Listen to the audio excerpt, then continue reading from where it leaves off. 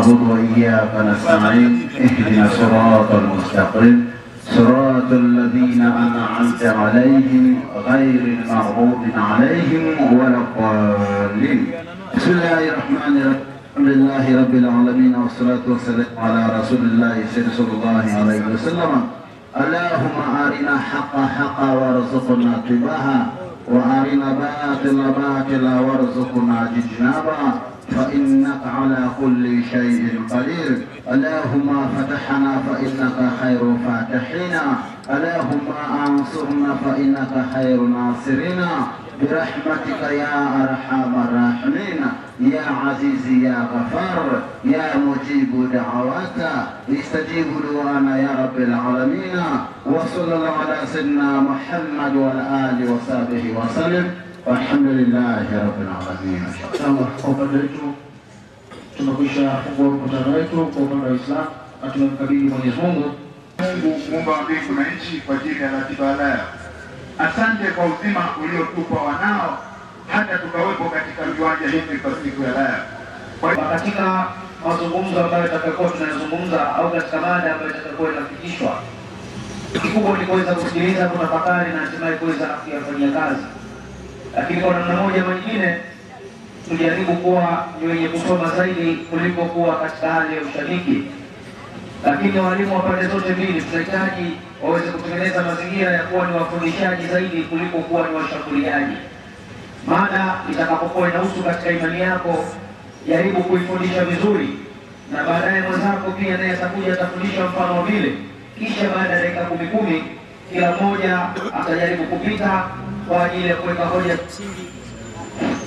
hoja za msingi katika mazungumzo ambayo mwenzake amekuwa ameyazungumza. Kwa hiyo naomba walimu wetu mtumie busara kubwa sana na hekima katika ufikishaji wa mada, ili tusije tukawatafutia sababu wale ambao wasiotakia heri mkutano huu wakasema baadaye kwamba tumeona tumewaambia, lakini tujaribu sisi kuwa na hekima kubwa zaidi kuliko wao.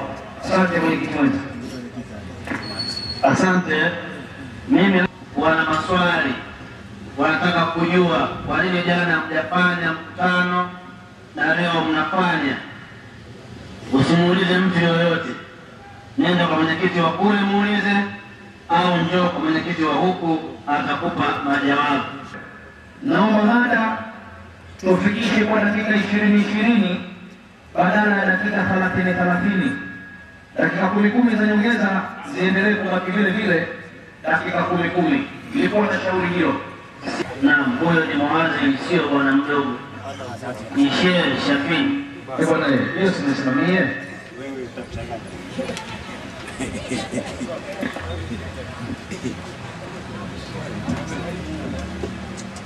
Hamna haja. Shuka.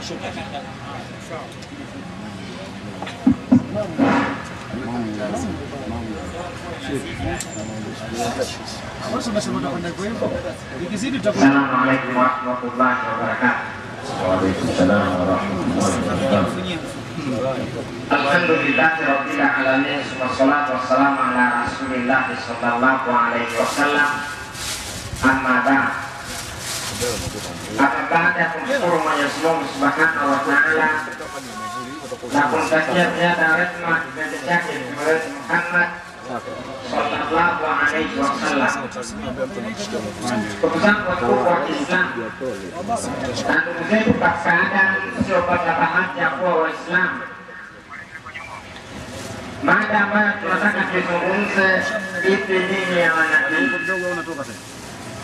Dunia mpaka leo ilipofika, kuna dini nyingi sana katika dunia ambazo zimetengenezwa na wanadamu.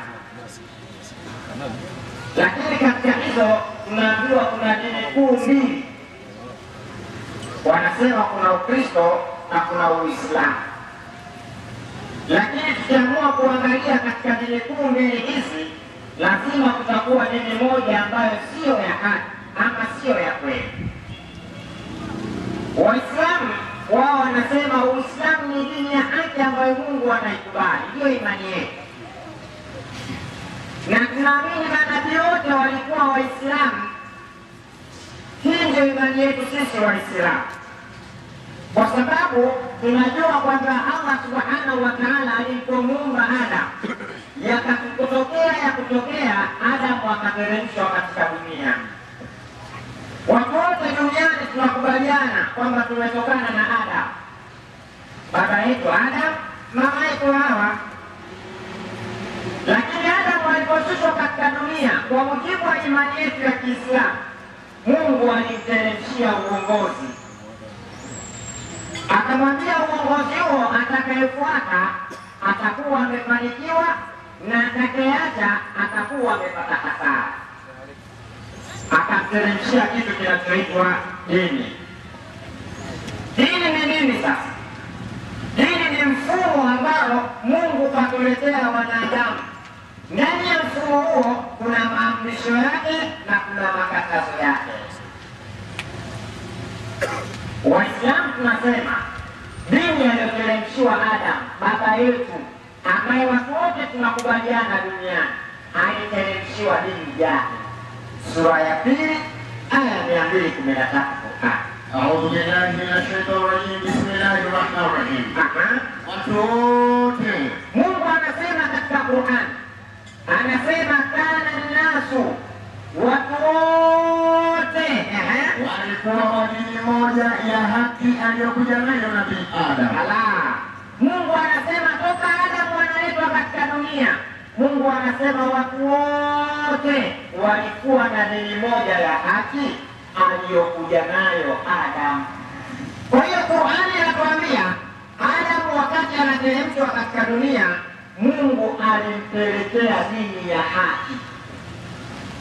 Lakini hatujajua dini ya haki ni ipi. Inawezekana Waislamu tukasema Adamu alikuwa dini ya haki, sio Uislamu. Inawezekana ikawa dini ya upande wa pili au Yahudi au dini nyingine yoyote. Mungu anatuambia walikuwa na dini moja ya haki aliyokuja nayo Nabii Adam. Sasa Adamu alikuja na dini gani? Huyu ndio baba wa viumbe tunamwangalia. Alikuja na dini gani? Inawezekana sio Uislamu, au inawezekana sio Uyahudi, inawezekana dini nyingine. Qur'ani Mungu anatujibu hiyo dini ya haki aliyokuja nayo Nabii Adam. Sura ya 3 aya 19 Qur'an. أعوذ بالله من الشيطان الرجيم بسم الله الرحمن الرحيم. Shaka. Mungu anasema bila shaka dini ya haki, hiyo dini ya haki aliyokuja nayo Nabii Adam mbele ya Mwenyezi Mungu, mbele ya Mwenyezi Mungu ni Uislamu. Mungu anasema hiyo dini aliyokuja nayo Nabii Adam ni Uislamu. Kwa hiyo Uislamu hapa tunatembea kwa kipana, tunaringa kwamba dini yetu kwenye maandiko ipo, kumbe kana mtu mwingine kijana tuthibitishie Adamu alikuwa Myahudi au alikuwa dini gani? Sisi tunasema Waislamu, imani yetu Qur'ani inatuambia Adamu alikuwa Muislamu.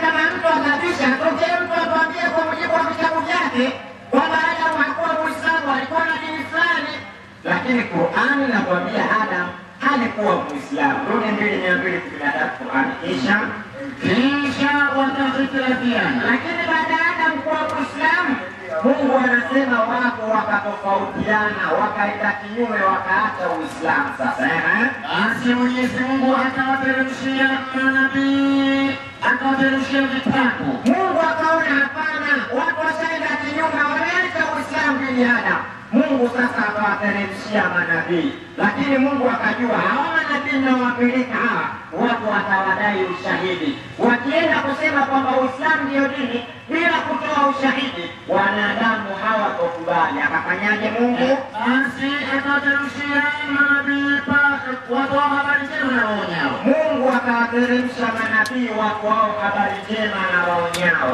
Pamoja nao akawateremsha vitabu vilivyoshikamana na haki. Mungu akaona hapana, akawateremshia vitabu ambavyo vimeshikamana na haki. Akateremsha Torati, akateremsha Zaburi, akateremsha Injili. Leo na kuteremsha vitabu hivyo nini sasa?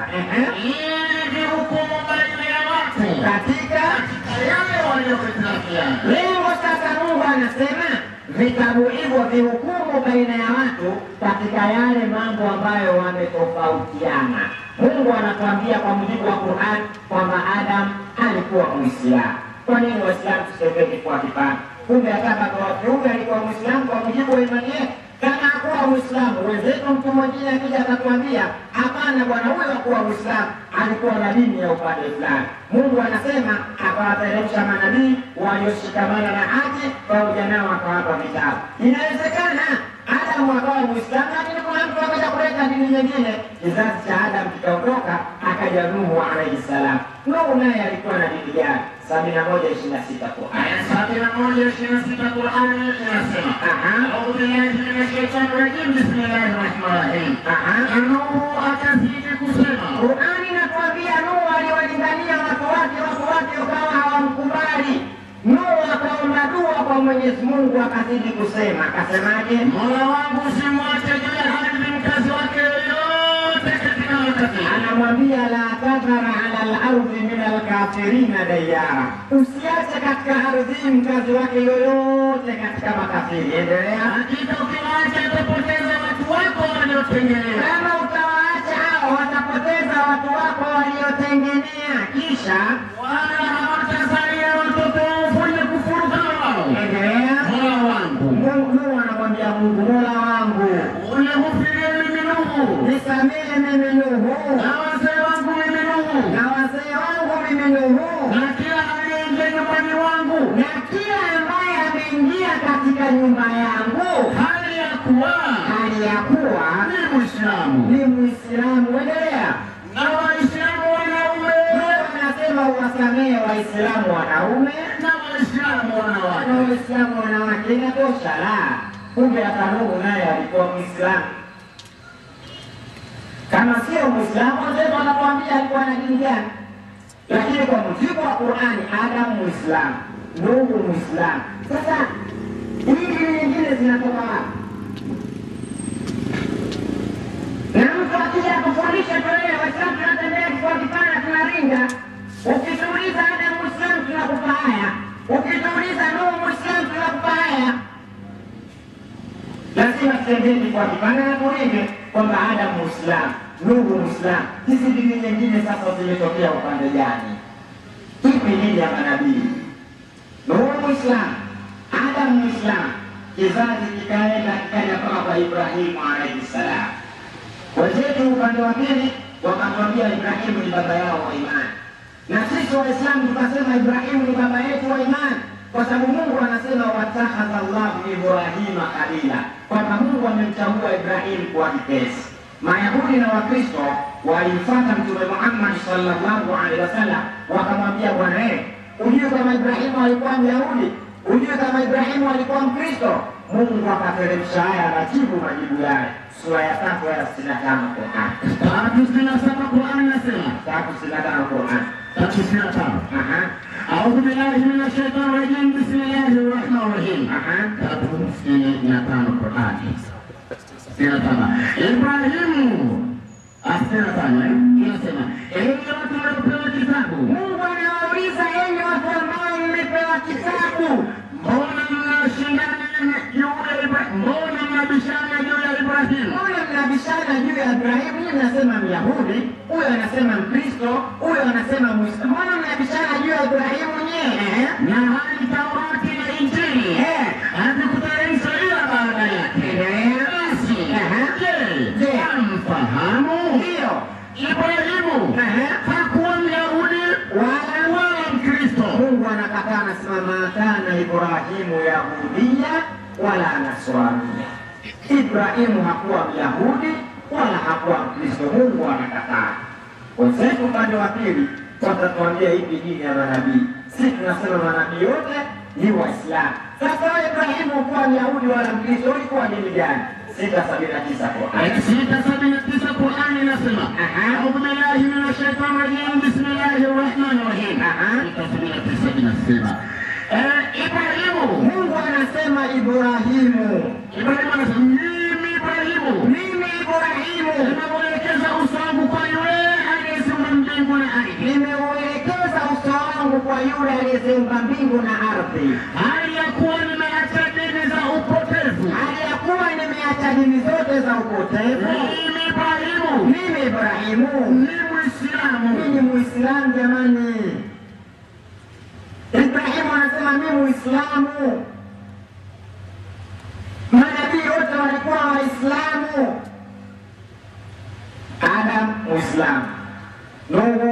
Muislamu, Ibrahimu Muislamu. Tena Ibrahimu alikuwa na cheo msikitini 16:120 Qur'an. 16:120 Qur'an inasema. A'udhu billahi minash shaitani rajim. Bismillahir rahmanir rahim. 16:120. Nasoma kama ilivyoandikwa. Ndio. Hakika Ibrahimu. Mungu anasema hakika Ibrahimu alikuwa nani? Imamu. Inatosha. Mungu anasema Ibrahimu alikuwa imamu tena. Safi kama Muislamu, Waislamu sisi tulivyo. Adam Muislamu, Nuhu Muislamu, Ibrahim Muislamu. Na nitoa somo hili na maana kubwa sana katika kulitoa. Waislamu imani yetu, Adam Muislamu tumeonyesha kwa mujibu wa maandiko. Nuhu Muislamu tumeonyesha kwa mujibu wa maandiko. Ibrahimu Muislamu tumeonyesha kwa mujibu wa maandiko. Sasa hizi dini nyingine zinatoka wapi? Manabii gani walikuwa na dini kinyume na Uislamu? Kizazi cha Ibrahim kikaenda zake, akaja Musa alayhi salam, wengine wakamuita Moses. Musa alikuwa na dini gani naye? 10:84 Qur'an. A'udhu billahi minash shaitani rajim. Bismillahir rahmanir rahim. Na Musa akazidi kusema. Musa kuna maneno kawaambia watu wake. Musa akazidi kusema, enyi kaumu yangu, enyi kaumu yangu nyinyi, ikiwa ninyi mmemwamini Mwenyezi Mungu, kama nyinyi kweli mmemwamini Mwenyezi Mungu, basi mtegemeeni yeye. Kama nyinyi ni Waislamu kweli, kama nyinyi ni Waislamu kweli. Ala, Musa na watu wake nao Waislamu. Waislamu ibada zetu tunafanya msikitini. Musa naye alikuwa anafanya wapi? Nikuse kidogo, Matendo 15:21. 15:21 Matendo ya Mitume inasema. Kwa maana samahani, Matendo ya Mitume 15:21. Kwa maana kwa hiyo Adam Muislamu, Nuhu Muislamu, Ibrahim Muislamu, Musa Muislamu, kwa mujibu imani yetu sisi ya Kiislamu na kwa mujibu wa maandiko.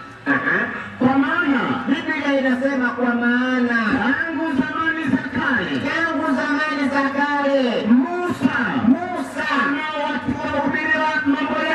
ana watu wahubiriwa mambo yake katika kila mji husomwa kila Sabato katika masinagogi. Husomwa kila Sabato katika masinagogi, yani misikiti. Biblia masinagogi inasemaje? Ukurasa 1229 mstari wa kutoka juu inasema. Sinagogi maana yake msikiti wa Wayahudi. Musa anafanya ibada misikitini. Na ndio maana kipindi cha Musa watu wanafunga. Leo imetangazwa kuna funga, ndugu zetu upande wa pili wanafunga. Lakini kipindi cha Musa watu walikuwa wanafunga funga gani? Isaya 58:5. Isaya 58:5. Inasemaje? Nairusha baraka kama ilivyoandikwa. Funga iliyotakiwa ifungwe kwa mujibu wa Waislamu walifunga funga gani katika kitabu cha Biblia? Je, kufunga namna hii ni saumu niliyochagua mimi? Saumu. Sio kwa heshima. Hiyo sijui tena. Biblia inasema saumu ambayo tunafunga Waislamu, hata kipindi cha nyuma Waislamu wenzetu walifunga. Tukishafunga tunasherehekea siku ya Eid. Shafi, subiri kidogo, nataka kuweka sawa. Hapo mafundi mrekebisha. Msomaji usiku kuchomeka. Msomaji kama msomaji usiku kuchomeka lolote zaidi ya kusaidia aya. Kwa hiyo usiseme Kwaresma hakuna dini. Yaani wewe fuata kile ambacho anachokwambia mhadhiri wako usome wapi. Kama unataka kuchangia, uchangie isomwe aya, sio maneno. Endelea. Kwa hiyo alifunga saumu, sio funga nyingine yoyote. Kama iko tutaambiwa hiyo funga katika Biblia, kama iko watu wanafunga, lakini tunaambiwa saumu. Waislamu sisi waleo tukimaliza saumu tunasherehekea siku gani?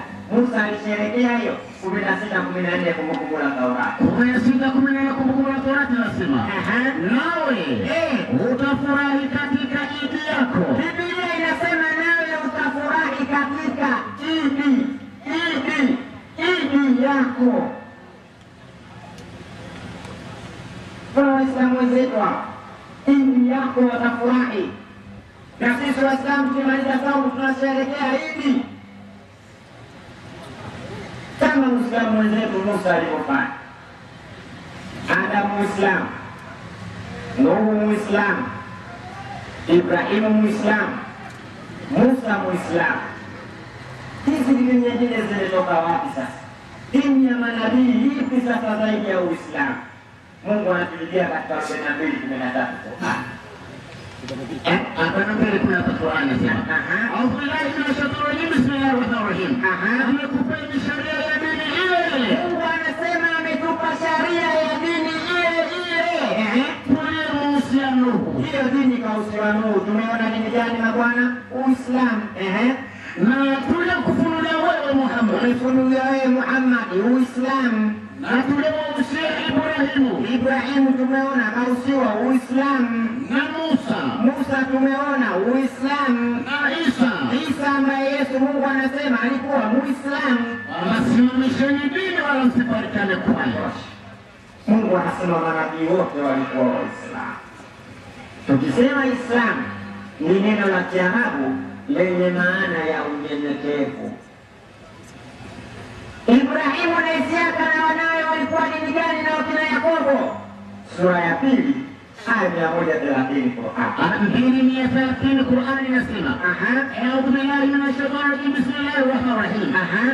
Na nani atajitenga na mila ya baba yenu Ibrahim? Soma vizuri kidogo. Tamani. Ni nani? Nina? Ngine na taratibu nasema, "Na nani atajitenga na mila ya Ibrahimu?" Mungu anasema wameyarghabu an millati Ibrahim. Nani atajitenga na mila ya Ibrahim? Akaitukia dini hii ya Kiislamu. Mtu huyo akaja akatukia dini hii ya Kiislamu isipokuwa anayetia nafsi yake katika upumbavu. Endelea. Na kwa yakini sisi tulimchagua Ibrahimu katika dunia. Ndio. Na kwa hakika yeye katika akhera akafanyaje? Alikuwa miongoni mwa watu wema kabisa. Endelea. Kumbuka habari hii. Nini? Mola wake alipomwambia, nyenyekea. Alimwambia aslim, nyenyekea. Kama Ibrahimu Nimefanyaje? Nimenyenyekea kwa Mola wa ulimwengu wote. Kumbe Ibrahimu akasema aslamtu li rabbil alamin. Kwa Kiarabu nimenyenyekea. Yesu anasemaje? 11:29 Mathayo. Jitieni nira yangu. Yesu anasema jitieni nira yangu. Mjifunze kwangu. Na mjifunze kwangu. Kwa kuwa mimi ni mpole. Maneno ya Kiarabu anasema ni annani halimun, kwamba mimi ni mpole na mnyenyekevu wa moyo. Wa muslimul qalbi, na mnyenyekevu wa moyo. Adamu Muislamu, Nuhu Muislamu, Ibrahimu Muislamu, Musa Muislamu, Yesu ambaye Isa Muislamu, Muhammad Muislamu. Hii ndiyo dini ya manabii Uislamu. Akawezi atokee mtu atufundishe na yeye upande wake kwamba Adamu alikuwa Myahudi, Ibrahimu Myahudi, Musa Myahudi, Yesu Myahudi, ili tujue kwamba hawa hawakuwa Waislamu, lakini kwa mujibu wa mafundisho yetu kwamba hawa ni Waislamu. Wa hadha, assalamu alaikum wa rahmatullahi wa barakatuh.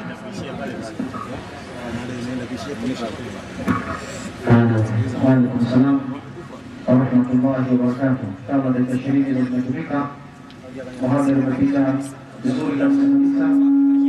Moja kwa moja narejesha microphone kwa mwenyekiti mwenza Mwinjilisti Alex atasimama na kujibu hoja hiyo kwa moja.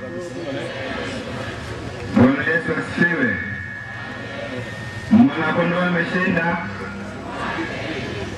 Ama ninamshukuru Mwenyezi Mungu alitupa kibali kwa siku ya leo kuwa mahali hapa kwa ajili ya kusikiliza somo hili linalosema manabii walikuwa dini gani. Nimemsikiliza mwalimu upande wa Waislamu afundisha dakika 20 zake, mapito yake yote nimeyaona. nimegundua tu iko siku ataelewa, na kielewa hizi kusimama mbele ya kadamnasi ya watu na kutamka maneno hayo kwamba manabii walikuwa Waislamu. Na ninashangaa kuona kwamba huyu Mungu ambaye ameleta Uislamu duniani, kama ni Mungu wa kweli, hawa manabii wamemkosea nini mpaka wape dini ya Uislamu iwe dini yao? Tumsifu Yesu Kristo. Bwana Yesu asifiwe. Siku zote tunavyoelewa, kuna noti original na kuna noti bandia. Sasa kama ni Ibrahim wa ndani ya Qur'ani, basi huyo ni Ibrahim bandia, sio Ibrahim original tunayemjua sisi ndani ya Biblia, ambaye ni baba wetu wa imani sisi wa Kristo. Nitaanza na Adam. Kasoma sura ya pili, sura Bakara aya 213, akasema kwamba Nabii Adam ndiye aliyeleta Uislamu kwa mara ya kwanza hapa duniani. Na mimi naenda na mawazo yake vile vile, kama Nabii Adam alikuja na Uislamu hapa duniani kwa mujibu wa Qur'ani, Biblia inatambuaje Adamu alikuja na nini hapa duniani? Naomba unisomee kitabu cha Warumi sura ya 5 mstari wa 12. Unasemaje? Nitasoma katika jina la Bwana. Ndio. Kwa hiyo kama kwa mtu mmoja dhambi iliingia ulimwenguni, Kama kwa mtu mmoja dhambi iliingia ulimwenguni, kwa dhambi hiyo mauti, kwa dhambi hiyo mauti. Biblia inatambulisha Kristo kwamba Adamu alikuja na dhambi duniani. Qur'ani inasema Adamu alikuja na Uislamu duniani. Basi mtuambie, kama Uislamu ndio dhambi, tujue leo kwa sababu Adamu kaja na dhambi, nyinyi msema kuja na Uislamu. Basi kwa wenyewe Waislamu wasema Adamu alikuja na Uislamu, basi Uislamu ndio dhambi yenyewe ambayo alikuja Adamu hapa duniani. Wakristo, Bwana Yesu asifiwe. Tumsifu Yesu Kristo. Lakini Qur'ani inasema sura 20 aya 120 inasemaje kuhusu Adamu huyu? Nisomee. Qur'ani surati Taha sura ya 20. Sura ya 20 120 inasemaje? Aya 120 inasema. Tasoma kama ilivyotafsiriwa. Ndio. Lakini Ndio. Shetani alimtia wasiwasi. Shetani alimtia wasiwasi huyo Adamu. Alimchokoa, Akamchokoa. akamwambia, Adamu, je, nikujulishe mti wa milele na wapole usiokoma? Ndio. Basi wakawa wote wawili. Ndio. Na uchi wao ukadhihirika. Ndio. Wakaanza kujibandika majani ya peponi humo. Na Adamu alileta Uislamu. Adamu akamkosa mola wake. Akapotea kidogo njia. Tumsifu Yesu Kristo. Bwana Yesu asifiwe. Adamu kamkosea mola wake, akapoteza njia. Njia ni neno la Kiarabu, Kiswahili. Njia neno la Kiswahili, Kiarabu ni dini. Kwa mujibu wa aya hii, Adamu amepoteza dini, akachukua dini feki akawaletea Waislamu msikitini, mpaka leo wanaonekana nayo. Tumsifu Yesu Kristo. Bwana Yesu asifiwe. Ile dini aliyopoteza Adamu ni dini gani? Tunataka tujue wanadamu leo hii. 3:99 Qur'an. 3:99 Qur'an inasema Surati Al-Imran. Ndio. Na bila shaka dini ya haki mbele ya Mwenyezi Mungu ni Uislamu. 3:99 Qur'an. Kitabu. Kwa nini mnawazuia watu na njia, yani dini ya Mwenyezi Mungu? Qur'ani ya tafsiri, yani njia ni dini ya Mwenyezi Mungu. Yani njia ni Kiswahili, Kiarabu ni dini. Kwa hiyo sehemu yoyote katika maandiko ukikuta neno njia inatafsirika kuwa ni dini ya Mwenyezi Mungu. Qur'ani imetafsiri vizuri. Kwa tunaenda tunamwangalia Ibrahim huyo ambaye Waislamu wanadai kwamba ni Muislamu mwenzao. Biblia inasemaje? Nisomee kitabu cha Mwanzo sura 11 mstari wa 26. Kitabu cha Mwanzo sura ya 11 mstari wa 26. Nasoma. Tena wakaishi miaka 70. Tena miaka 70. Akamzaa Abraham na Nahori na Harani. Tera akaishi miaka 70 akamzaa Abraham, Harani na Nahori. Katika Biblia inatueleza kwamba baba yake na Ibrahimu wa ndani ya Biblia anaitwa Tera. Sasa Ibrahimu bandia ndani ya Qur'an baba yake anaitwa nani? Nisomee sura ya 6 aya 74 ndani ya Qur'an. Sura ya 6 aya ya 74 kwenye Qur'ani kwa wale wanaoandika inasema, ndio maana nikasema kuna noti bandia na noti fake. Noti original na noti fake. Sasa tuone hapo yasema sura 6 aya 74 ndani ya Qur'an. Nakumbukeni Ibrahimu alipomwambia baba yake.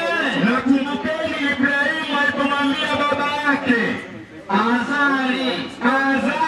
Yaani Ibrahimu ndani ya Qur'ani baba yake anaitwa Azari. Ibrahimu ndani ya Biblia baba yake anaitwa Tera.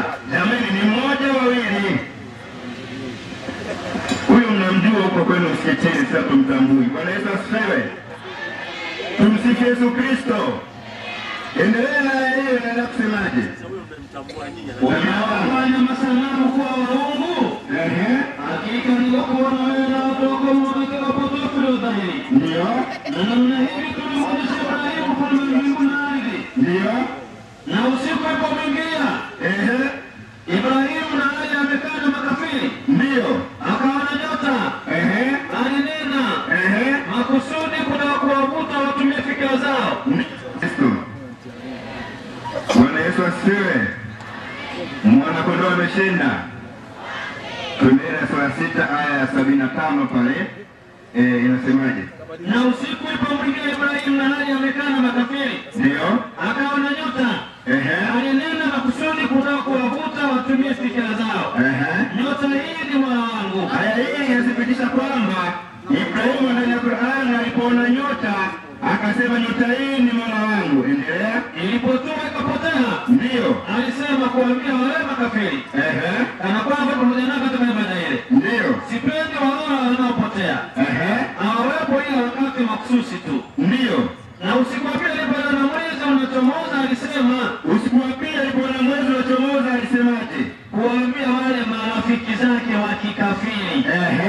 Huu mwezi ndio mwana wangu. Huu mwezi ndio mwana wangu. Ulipotoa hiyo Ibrahimu ndani ya Qur'ani alikuwa akiabudu nyota na mwezi. Ndio maana Waislamu leo kwenye majengo yao ya ibada unakuta kuna kanyota na kamwezi. Kuonyesha kabisa kwamba hii ni sehemu wanapoabudu makafiri. Tumsifu Yesu Kristo. Na siku ya tatu alipoona Bwana Yesu asifiwe. Basi kosa hatuwezi kuhangaika sana. Huyo Ibrahimu wenu ndani ya Qur'ani atupe shida. Ile Ibrahimu ndani ya Biblia ni vipi? Nisome Galatia 3:26. Galatia 3:26. 26. Tasoma. Twende 27 kabisa. Tumalize mapema. Kwa hiyo Ibrahimu ndani ya Qur'ani sasa tusumbui alikuwa ni kafiri. Sasa na majengo anayoabudia ni majengo ya kikafiri na wanaomfuata ni makafiri. Kwa hiyo hatuna shida.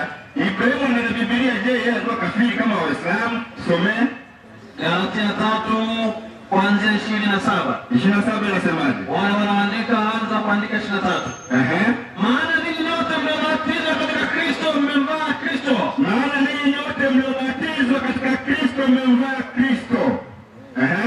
Hapana Myahudi wala Myunani. Hapana Myahudi wala Myunani. Hapana mtumwa wala huru. Hapana mtumwa wala huru. Hapana mtu mume wala mtu mke.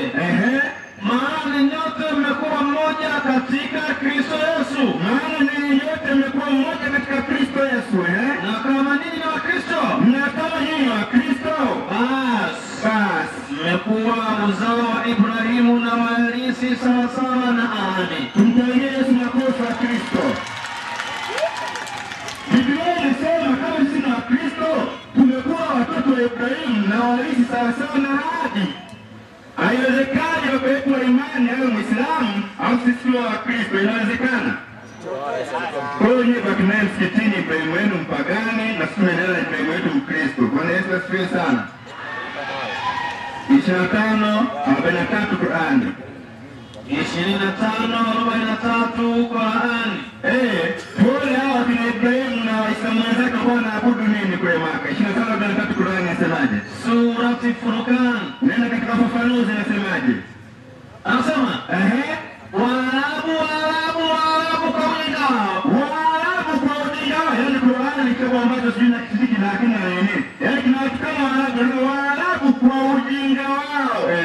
Wakuabudu chungu ya miungu. Walikuwa wanaabudu chungu ya miungu. Walikuwa baadhi yao wakiona chochote kile kinawapendeza ukiabudu. Yaani chochote kile kinawapendeza wanaamua kukiabudu. Hata andazi. Kaa kwa sura nzuri. Yaani Waarabu walikuwa wanaabudu watu mandazi. Wote Ibrahimu na Qur'ani walikuwa wanaabudu mandazi. Mbele kuna andazi. Tumsifu Yesu Kristo. Bwana Yesu asifiwe. Hiyo ndio dini ya manabii kwenda Waislamu, wanaabudu mandazi. Msomaji, Nipo. Wakorintho wa kwanza 12:28. Wakorintho wa kwanza 12:28. Yaani Qur'ani naipenda sana, nini chakula kipenda ni Waarabu. Eti Waarabu kwa ujinga wao.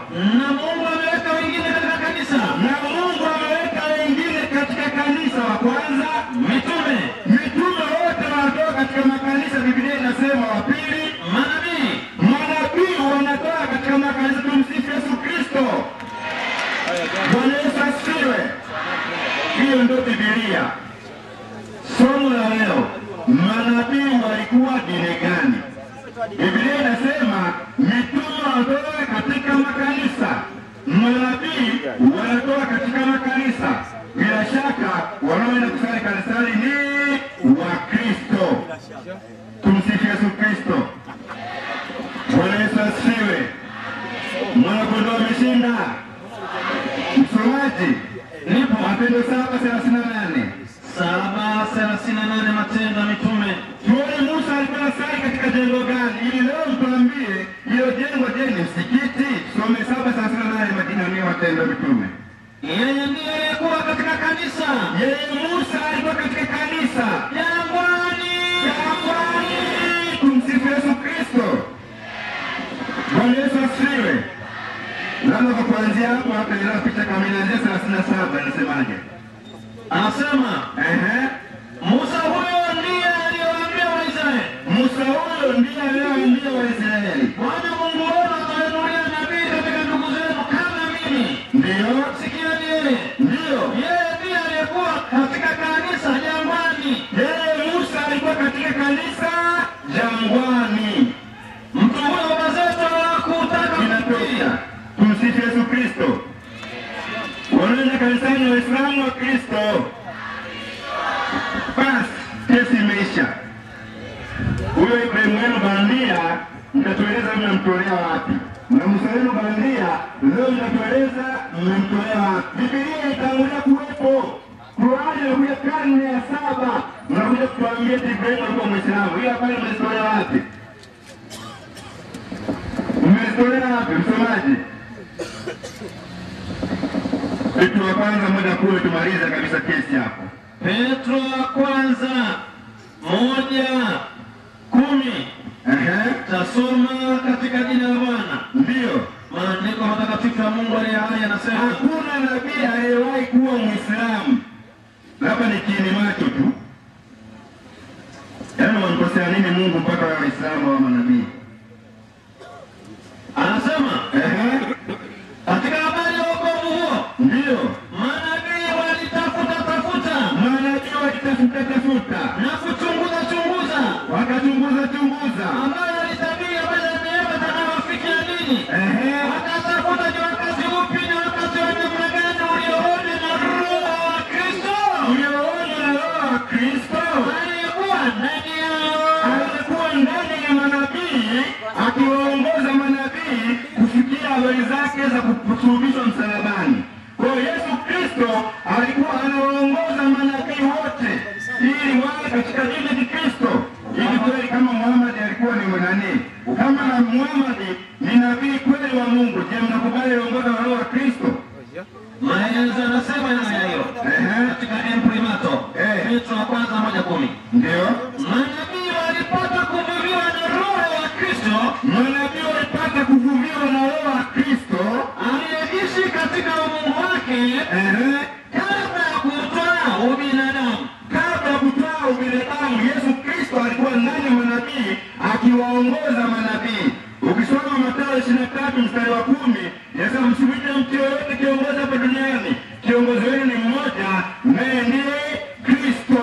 Kwa kuwa Yesu Kristo anatongoza Kristo, nikiwa mmoja naitwa Mkristo, wakiwa wengi wanaitwa Kristo. Kwa kuwa manabii waliongozwa na Kristo wataitwa wa Kristo. Tumsifu Yesu Kristo. Bwana Yesu asifiwe. Nyakati wa kwanza sura ya 6 mstari wa 11. Anza 13. Somo la leo, manabii walikuwa dini gani? Nyakati wa kwanza sura ya 6 mstari wa 13. Nyakati wa kwanza Sura ya 6 mstari wa 13 nasema 13. Nitasoma kama ilivyotafsiriwa. ndio. Andiko matakatifu ya Mungu haya. Na Meshulamu akamzaa Hilkia. Nyakati wa pili 6:13. Nyakati wa pili 6:13 tutasoma. Ndio. Maana Solomoni alikuwa amefanya mimba ya shaba. Urefu wake mikono 5. Ndio. Na upana wake mikono 5. Ndio. Na kwenda juu yake mikono 3. Na kusimama katikati ya ua. Ndio. Akasimama juu yake. Soma mstari wa 13 pale pende vizuri. Akapiga magoti mbele ya mkono wote wa Sulemani akapiga magoti. akainua mikono kuelekea mbinguni. Akainua mikono yake kuelekea mbinguni. Akasema, Ee Bwana Mungu wa Israeli, Ee Bwana Mungu wa Israeli, hakuna Mungu kama wewe. hakuna Mungu kama wewe Yawe. Sulemani anaimba Bwana Mungu wa Israeli. Nasema Kristo, tukitaka kumwabudu Mungu tunapiga magoti, tunaonyosha mikono yetu kuelekea mbinguni. Bwana Sulemani alikuwa ni Mkristo kama sisi tulivyo wa Kristo. Tumsifu Yesu Kristo. Hakuna Mungu kama wewe Bwana. Sulemani huyo. Hata Muislamu anaimba hivyo. Waislamu, inna lillahi wa inna ilaihi raji'un. Msiba mkubwa huu. Msomaji, Ipo Danieli 6 mstari wa 10 nasemaje? Daniel 6:10. Manabii walikuwa dini gani?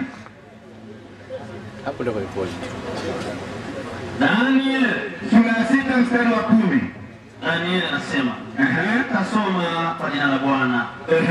Hata Daniel alipojua ya kuwa yale maandiko yamekwisha kutimia sahihi, akaenda nyumbani mwake. Ndio. Na madirisha katika chumba chake alikuwa yamefungwa. Ndio. Kukabili Yerusalemu.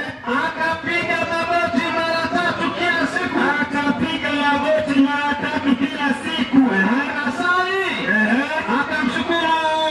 Akashukuru. Ndio. Mbele za Mungu wake. Tumsifu Yesu Kristo. Nabii Danieli alipotaka kusali alipiga magoti kama Wakristo tunapiga magoti kanisani. Bila shaka Nabii Danieli alikuwa Mkristo kama sisi. Wakati wa kwanza 10 mstari wa kwanza. Wakorintho wa kwanza 11. Maandiko matakatifu ya Mungu aliye hai Yanasemaje? Mtume Paulo anasema, kwa maana ndugu zangu, Ndio. sipendi mkono kufahamu ya kwamba Ndio. baba zetu walikuwa wote chini ya wingu. Baba zetu walikuwa wote chini ya wingu. Wote wakapita katikati ya bahari. Wote wakabatizwa hao wa Musa. Wote wakabatizwa wao wa Musa. Katika wingu na katika bahari. Katika wingu na katika bahari. Wote wakala chakula kile kile cha roho. Wote wakanywa kinywaji kile kile cha roho. Kwa maana waliunyia mwamba wa roho uliofuata. Na mwamba ule ulikuwa ni Kristo. Tumsifu Yesu Kristo. Bwana Yesu asifiwe. Asanteni sana.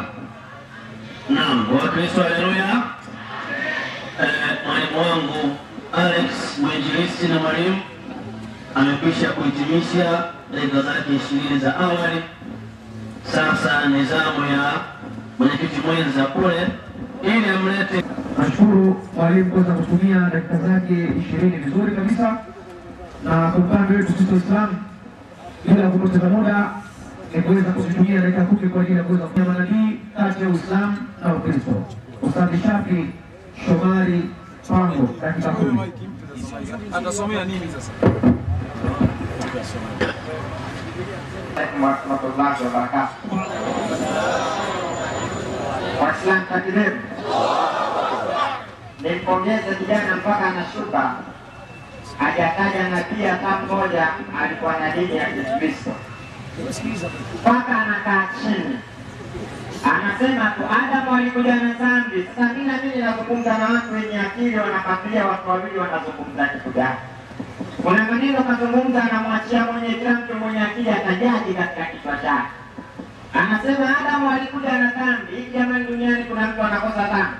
Hebu 7:20 mhubiri. 7:20 mhubiri. Inasema hakuna mwanadamu. Biblia inasema hakuna mwanadamu asiyetenda dhambi. Vizuri bwana. Hakuna mwanadamu. Hakuna mwanadamu hapa duniani. Hakuna mwanadamu hapa duniani. Hakuna mwanadamu mwenye haki hapa duniani ambaye afanya mema, ambaye anatenda mema, asifanye dhambi. Jamani, si Biblia yetu lakini au yangu hii? Vipi jamani? Mimi nimefundisha Adamu Muislamu, Nuhu Muislamu, Ibrahimu Muislamu, Musa Muislamu, Yesu Muislamu, Muhammad Muislamu. Nikajua na mwenzangu anakuja ananipa sasa. Adam alikuwa na dini ya Ukristo, Ibrahimu alikuwa na dini ya Kristo, Nuhu alikuwa na dini ya Ukristo, Musa alikuwa na... hajapita hata moja anakwambia tu Kristo. Kwani Kristo maana yake nini? Unajua tunapata tabu maana neno Kristo. Watu wanajua Kristo dini. Kristo sio dini. Kristo maana yake nini? Ukurasa 282 hapo Biblia inasema. Ukurasa wa 282. Unajua tunapata tabu sana Kristo. Mtu anajua Kristo ni Kristo sio dini. Neno hili Masihi. Jamani, neno hili Masihi Kwa Kiebrania maana yake ni mtiwa mafuta. Mtu akisema Masihi kwa Kiebrania maana yake ni mtiwa mafuta Au mwenye kuweka wakfu. au mwenye kuweka wakfu, wakutiwa mafuta Ili awe mfalme au kuhani au nabii. Kwa Kiyunani Maneno haya mfalme, kuhani, nabii kwa Kiyunani ni Kristo. Myunani akisema nabii, alhamdulillah, unaelewa bwana. Yaani Mwenyezi Mungu akuzidishieni. Yaani Myunani akitaka kusema nabii anasema Kristo, maana yake nabii. Na baada yetu leo manabii walikuwa dini gani? Kristo alikuwa dini gani? Jamani, Maana yake Kristo alikuwa dini gani? mtu anakwambia Mkristo, hiyo dini kwani hiyo ni cheo? Maana ni kusema mkuu wa mkoa ukatangaza mkuu wa mkoa ndio dini yangu, au rais ndio dini yangu, utakuwa unachekesha walionuna. Akaja akatuambia ukiona sehemu imeandikwa dini kwa Kiswahili maana yake njia. Nikasema hivi watu wanasoma Biblia kweli? Dini kwa Kiswahili njia, kila dini, kila unapoona njia maana yake dini, sio kweli. Sio kila njia maana yake dini. 7 methali. 7 methali. Sio kila njia maana yake dini, usidanganye watu. 6. Soma 7 methali kama. 7 methali. Asante. Rudi 6. Anasema Soma 7 methali. 7. Changamka basi. Maana kidogo nasema kwa wakuu.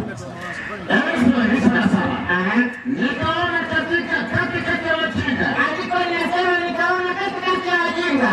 Nikamtambua miongoni mwa vijana. Kijana mmoja asiyekuwa na akili. Akipita njiani. Aeka dini, kila njia aeka dini.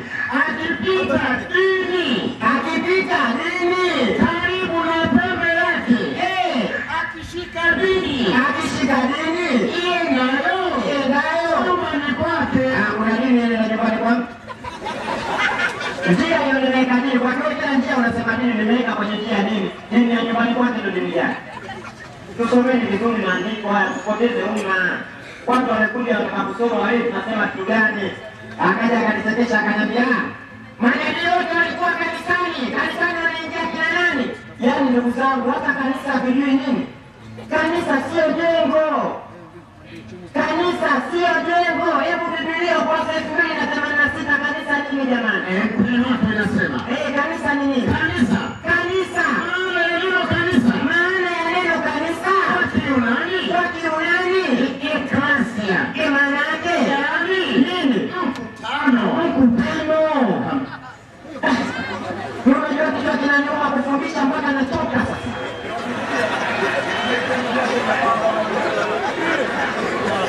Mkutano ndio unaitwa kanisa, sio jengo. Jamani, swali ni mtume wa Uislamu. Mimi nimefundisha jamani. Adam Muislamu, Nuhu Muislamu, Ibrahimu akasema huyo Ibrahimu wenu huyo feki huyo Ibrahimu mwenyewe wenu wa kweli, si wetu feki, wenu wa kweli alikuwa dini gani? Na Kristo sio dini. Hiyo huku feki mnatuambia feki, hawa kwenu dini gani? Huyo original. Sisi Ibrahimu wetu anasema Ibrahimu katika Qur'ani babake hasa watu tena, maana yake yule hata ukimwambia Yesu Kristo, Yesu mwana Yusufu, Yesu mwana Daudi, atakwambia Yesu watatu tofauti hapo. Kwa mtazamo wake sisi Ibrahimu Muislamu 22:78 Qur'an, tena baba yetu 22:78 Qur'an inasema billahi minash shaitani rajim, bismillah. sisi Ibrahimu Piganieni dini ya Mwenyezi Mungu. Mungu anasema tupiganie dini ya Mwenyezi Mungu. Mstahiki kupiganiwa. Yeye amekuchagueni muwe umma bora, wala hakuweka juu yenu mambo mazito katika dini. Ndio Nayo dini hii ya Uislamu mimi na baba yenu Ibrahim. Angalia Mungu, Uislamu ni mila ya baba yenu Ibrahimu. Uislamu wapi sasa? Ukristo ni dini ya Ukristo wapi? Haya, Ukristo dini ikipatikana tu Mungu asema jamani, Ukristo dini ni Uislamu. Bye. Sisi Uislamu tumetoa toka Adam na Bwana dini gani?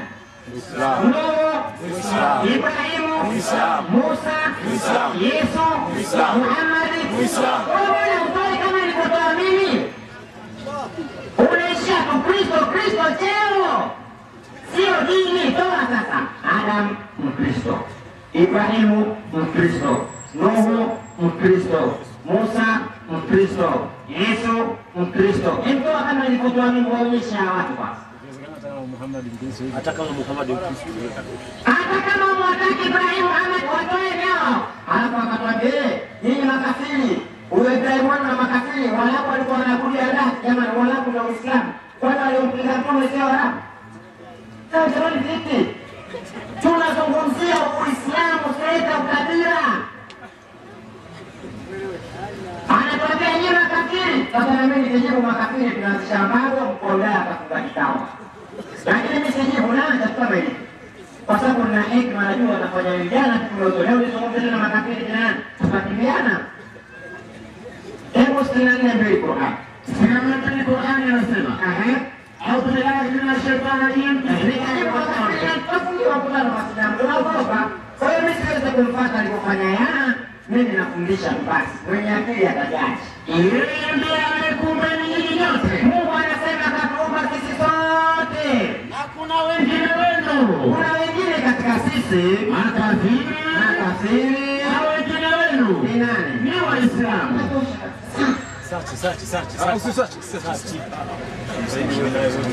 Kwa hiyo bwana, sisi tunataka haya. Watu walikuwa sio Waislamu, walikuwa ni usishambulie. Wewe fundisha, usishambulie. Kama mimi nilifundisha na wewe ndio unatakiwa ukishambulia unafanya kosa.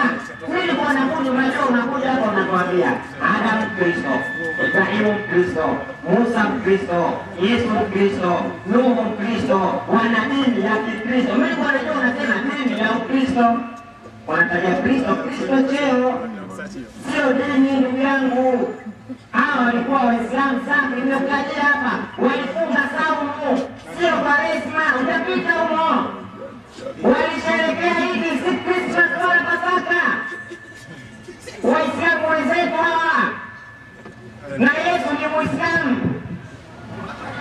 Assalamu alaikum warahmatullahi wabarakatuh.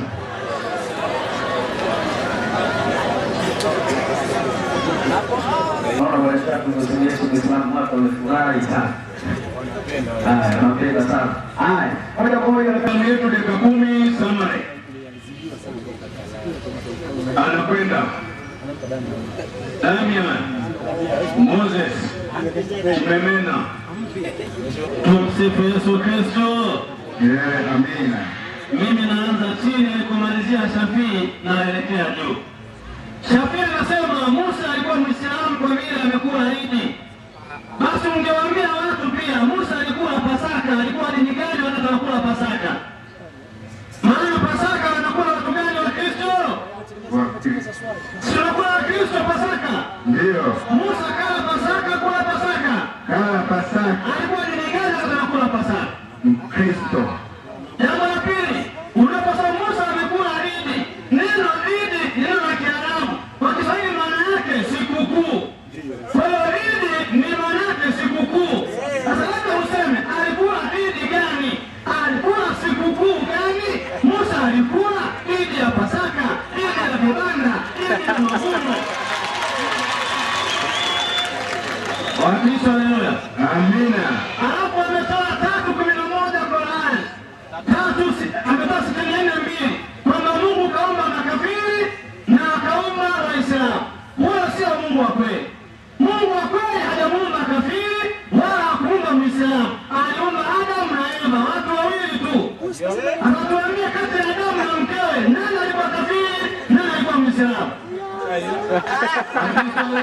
Amen. Alafu ametoa 22:78 Qur'an.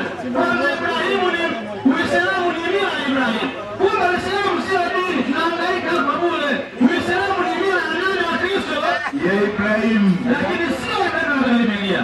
Mila maana yake nini? Mila maana yake ni mambo ambayo yanamhusu wanadamu katika mwili kama vile chakula, vinywaji, ngoma za asili na kadhalika. Hizo ndio mila. Mila sio dini. Uislamu ni mila ya Ibrahim, sio dini ya manabii. Alafu akasema kwamba eti Adam ndio Muislamu wa kwanza. Hebu twende kwa Muhammad mwenyewe na Qur'an nasemaje? Soma Qur'an chapa ya 6 sura ya 12 aya 20. Uislamu duniani kauleta nani? Soma. 12:20 inasema. Naam. Unaona kuuzana kulikuwepo zaidi ya miaka 4,000. Ndio. Kabla ya kuja dini ya Kiislamu. Ndio. Aliyekuja nayo Nabii Muhammad. Amen. Uislamu duniani umeanzishwa tarehe 17 mwezi wa 12 mwaka wa 610 baada ya Kristo, siku ya Jumatatu usiku wa 8, na Muislamu wa kwanza duniani ni Bibi Hadija. Ushahidi maisha mao kurasa 18. Maisha ya Nabii Muhammad kurasa 18 inasema. Naam. Bibi Hadija binti Khuwailid Ndio. pamoja na watoto wake aliowazaa na Mtume walikuwa wadogo bado, Ndio. hawajui ukafiri wala Uislamu, lakini alivyosilimu mama yao ndivyo kama wamesilimu wao, kwani wameondokea juu ya Uislamu tu. Mtume aliamrishwa kufundisha dini siku ya Jumatatu, na bibi huyo alisilimu siku hiyo hiyo, akafanya ibada na Mtume usiku ule ule kabla ya mtu yoyote ulimwenguni. Wakristo haleluya. Amen. Bibi Hadija ndio Muislamu wa kwanza kumwamini Muhammad kabla ya mtu yoyote ulimwenguni. Ndio maana mwalimu akasema Adamu wa kwenye Qur'ani, Musa wa kwenye Qur'ani, Daudi, Ismaili, Isaka, hao wote ni fake. Original wano katika Biblia. Mpaka Musa anaondoka duniani, mpaka Daudi anaondoka, mpaka Yesu anaondoka duniani, hakuna dini ya Kiislamu. Haipo. Uislamu leo hii kwa kalenda ya Kiislamu una miaka mingapi? Wote wale mashahidi wanatuambia Uislamu una miaka 1430 na kwa kalenda ya Kiislamu. Alihijra Adamu hauli Uislamu, labda Adamu akaja Qur'an. Wakristo naeleweka sieleweki? Unaeleweka safi kabisa. Alafu mwalimu wangu hakusema kila njia ni dini, amesema neno dini kwa maana yake njia ya kwenda wapi? Ukisoma the Greek Bible ina tafsiri kwamba Jesus is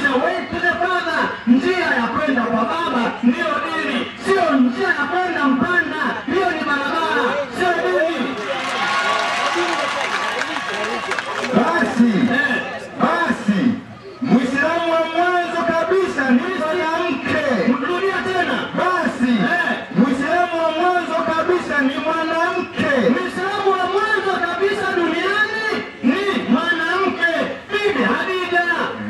Huyo ndio Muislamu wa kwanza duniani. Kwa hiyo tuongea vitabu, hata vitabu viseme. Alafu akaja akapotosha watu kwenye Kiarabu, akasoma Biblia katika Injili ya Mathayo kwamba Yesu anasema jina langu lifuta kwangu, kwa mimi mpole mnyenyekevu wa moyo. Pale kwa Kiarabu inatumika neno lingine, Muslim al-qalbi, yani mnyenyekevu wa roho au moyo au nafsi. Lakini unyenyekevu kwa maana ya Uislamu unapatikana kwenye Qur'an sura 23 aya ya kwanza mpaka ya 6 inasema قد أفلح المؤمنون الذين هم في صلاتهم خاشعون. Unyenyekevu kwa maana dini ya Uislamu kwa Kiarabu ni khashiun.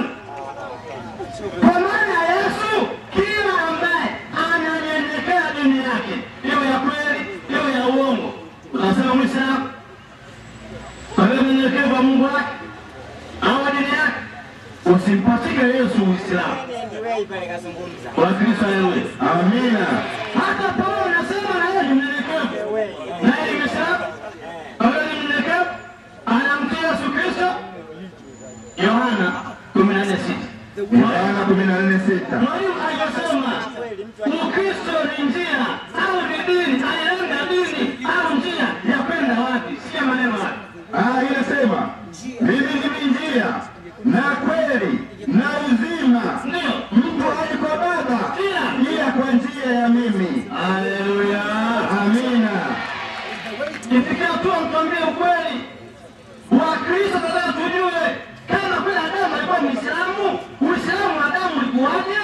Aliswali swala ngapi? Leo alifunga Ramadhani.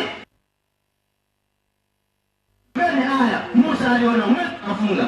Yesu aliona kwanza mwezi akafunga. Ili awe Muislamu. Tupeni haya. Yesu kafunga siku 40. Nyie mnafunga siku 30. Mnafanana na Yesu. Na Waislamu kwa msingi wake hamfungi, ila mnatenda timetable ya kuwa wanakula mchana, mnakula usiku. Kwa sababu tunatangaza msikitini kwamba watukufu wa Uislamu leo mwisho wa kula daku ni saa 11:59. Sasa si asubuhi hiyo. Kweli saa 11:59 ule ubabu wa chai maharage wananjaa mchana. Tunapiga mlazo siku nzima umeshiba. Wakristo haleluya. Amina. Jambo lingine ambalo kuzingatia sisi kama wanadini, tunapofundisha vitabu tufundishe vitabu kwa usahihi wake. Unaposema watu wote walikuwa wa dini moja ya Uislamu, unapingana na Qur'an. Hebu soma 22:67. 22:67. Ndani ya Qur'an sura 22 aya 67. Kama Adamu alikuwa Muislamu, Adamu wenu wako kwenye Qur'an, aliyepotea njia kidogo. Inasema 22:67. Ndio. Kila umma tumeujalia kawaida ya kuwa na ibada nini wanazozishika. Kila umma una ibada zake na njia zake. Kila umma, kuna umma wa Musa, umma wa Daudi, umma wa Yesu na umma wa Muhammad. Kila umma una mambo yake. Kisanya na saba Qur'an. Inasema na wako wanafiki wengine ndio waliojenga misikiti ya kufanyaje na kuweka uzia na nini na kutia nguvu kafiri. Wanaojenga misikiti watu gani? Waislamu. Kwa hiyo mambo tuwe makini. Tunawapenda sana Waislamu kwa sababu ni binadamu wenzetu, lakini katika mambo ya imani lazima tuambiane kweli. Malizia katika Petro wa kwanza 1:10. Time kisha Wakristo na wasitana kwa kunisikiliza. Mungu awabariki. Tukale muda wa maswali. Nabii Othman Mazinge.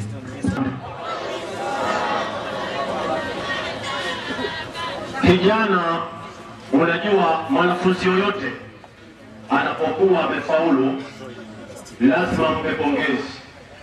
Kijana akasema Musa alikula Pasaka anawafahamisha Wakristo kumbe Pasaka sio kufa Yesu, kwa sababu hata wakati wa Musa alikula Pasaka. Sasa swali linakuja kwake, kama Musa alikula Pasaka, alikufa nani na Yesu hajazaliwa?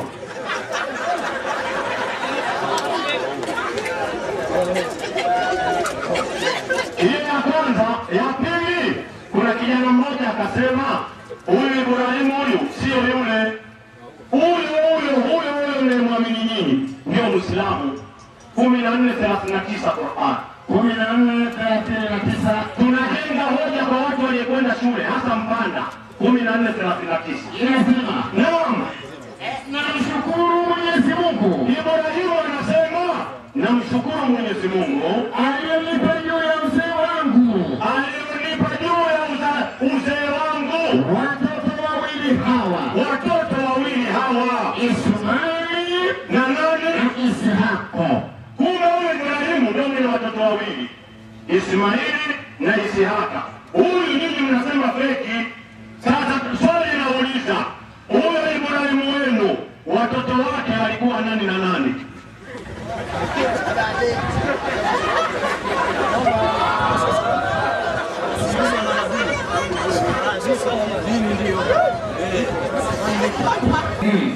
Tunazungumza hivi dini ya manabii kati ya Uislamu na Ukristo.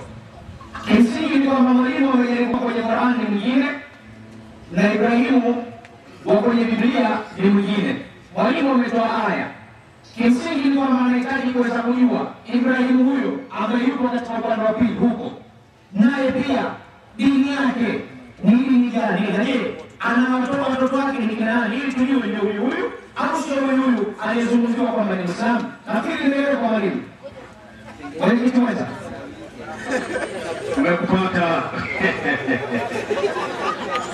Wakristo tumsifu Yesu Kristo. Wakristo na Waislamu tumsifu Yesu Kristo.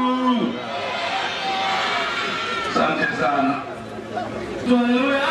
Amen. Nitatoa maelezo ya kina kuhusu hilo neno lenyewe dini na historia yake katika ulimwengu wa leo. Lakini kwanza nijibu hoja.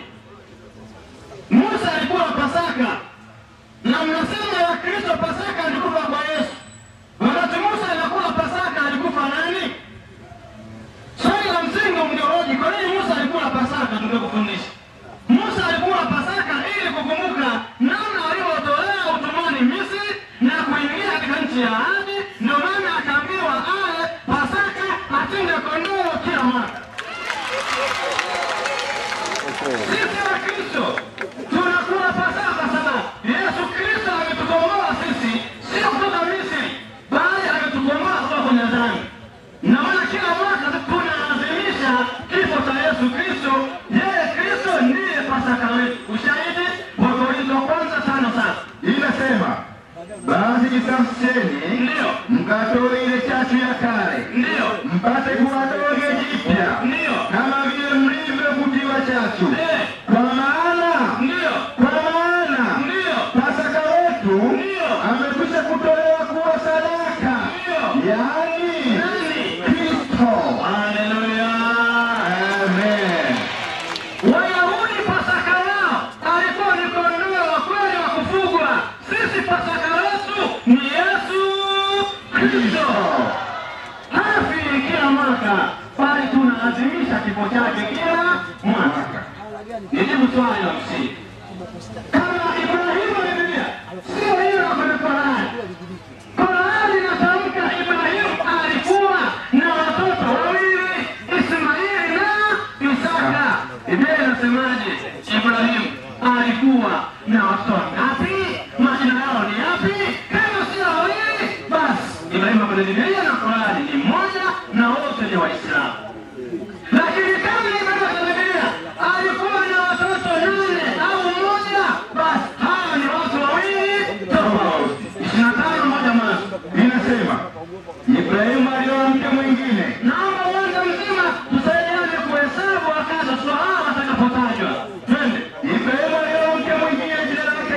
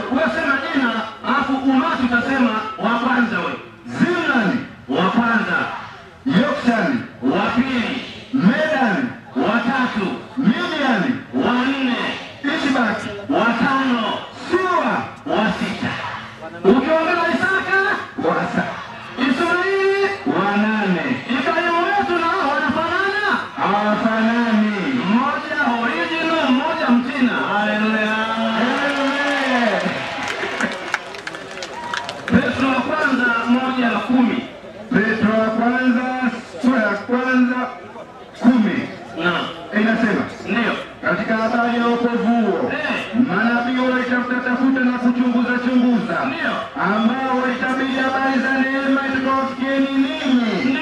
Wakatafuta ni wakati upi na wakati wa namna gani ulioona Roho wa Kristo aliyekuwa ndani yao. Manabii wote waliongozwa na Roho wa Kristo aliyekuwa ndani yao, kuanzia Ibrahimu, Adamu, Musa, Nuhu, manabii wote Yesu Kristo ndiye aliyewaongoza. Katika nchi ya dini kama dini kubwa duniani ziko tatu: dini ya Kiyahudi, dini ya Kikristo na dini ya Uislamu. Ndio dini kubwa tatu. Manabii wote katika dini ya Kiyahudi wote waliongozwa na Yesu Kristo, na Wakristo wote tunaongozwa na Yesu Kristo. Unaponiambia Ibrahimu aliishi kabla ya dini ya Kiyahudi, kabla ya dini ya Kiislamu, kabla ya dini ya Kikristo. Kwa hiyo Ibrahimu yeye ndiye amezaa Isaka, Isaka akamzaa Yakobo, Yakobo akamzaa 12. Mtarudi. Haya, tumsifu Yesu Kristo. Assalamu alaykum wa rahmatullahi wa barakatuh. Unajua bwana, unapomfundisha mwanafunzi akakuelewa, lazima umsapoti. Amesema wale watoto 6 akamtia Ismaili na Isihaka, akathibitisha kweli. Mimi nilikuwa sijui 7, akasema umesahau 7. Akiwa na maana gani? Galatia 4:21. Wewe usimpige mtume Paulo. 21 Galatia inasema, angalieni yeye mtume wenu, sikilizeni mtume wenu na huyo mwalimu wako mpime. Nani mkweli? Soma. Ninyi mnaotaka kuachilia sheria. Naam. Je, hamsikii sheria? Imeandikwa kuwa Ibrahimu alikuwa na wana wawili. Paulo anasema wawili. Sasa pimeni, ndivyo nane mtume wenu Paulo. Muone nani mkweli, Paulo au huyo ndivyo? Huyo 7 au 7 wa kwake. Paulo anasema wawili. Usimalize. Ndivyo kasema pale, na yeye mlikuwa mnahesabu 6, 7. Paulo anasema huku wawili. Waislamu takbiri. 11:29 Mathayo. 11:29 Mathayo. Inasemaje? Jitieni nira yangu safi, mjifunze kwangu safi, kwa kuwa mimi ni mpole na mnyenyekevu wa moyo. Watu wote wanampenda Yesu wanatakiwa wajifunze kwa Yesu. Swali, ni aya gani kwenye Biblia Yesu kaingia kanisani ili awe Mkristo?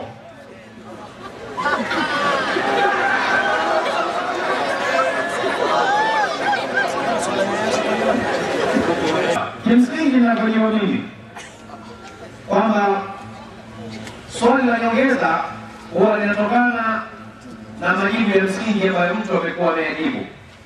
Sasa labda pengine mwenzangu wewe unapoliona swali hili la pili limekuja la nyongeza, liko katika mfumo ule na linajibika, au liko kidogo nje ya swali la msingi ili tuingie katika utaratibu mwingine?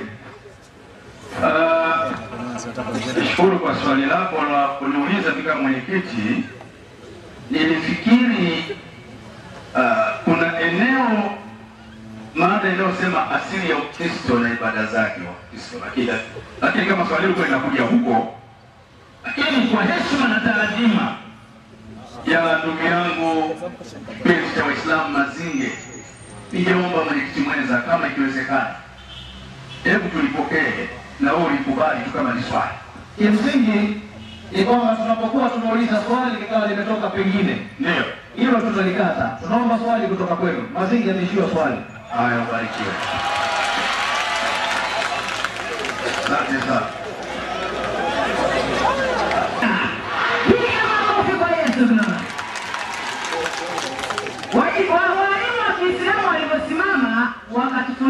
wakasema ya kwamba manabii wote walikuwa ni dini ya Kiislamu. Aliposimama mwalimu upande wa Kristo akafundisha kabisa na akasema kwamba manabii wote walitembea na Yesu Kristo, kwamba roho ya Kristo ndiye aliyofufulia manabii wote. Kwa hiyo manabii wote kuanzia Agano la Kale mpaka Agano Jipya wote walikuwa wa Kristo wakiongozwa na roho ya Kristo.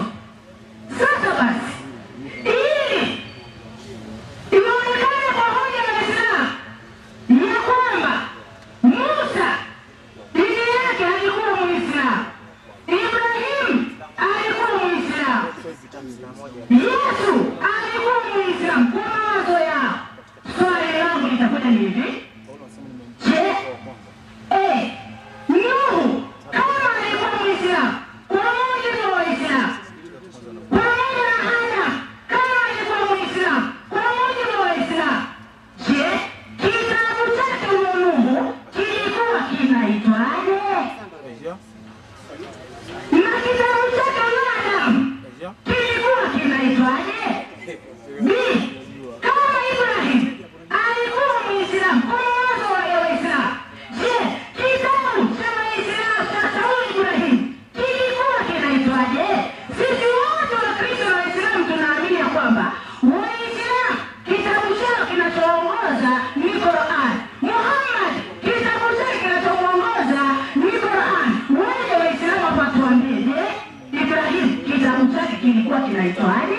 Nuhu kitabu chake kilikuwa kinaitwaje? Asante. Bwana.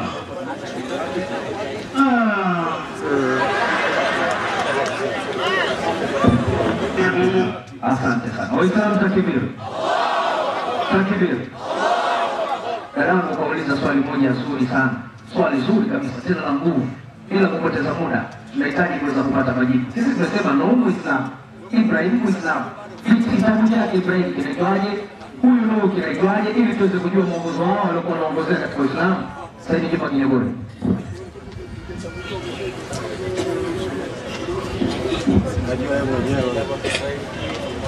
Assalamu alaikum warahmatullahi wabarakatuh. Wa alaikum salam warahmatullahi wabarakatuh. Waislamu takbir. Allahu akbar.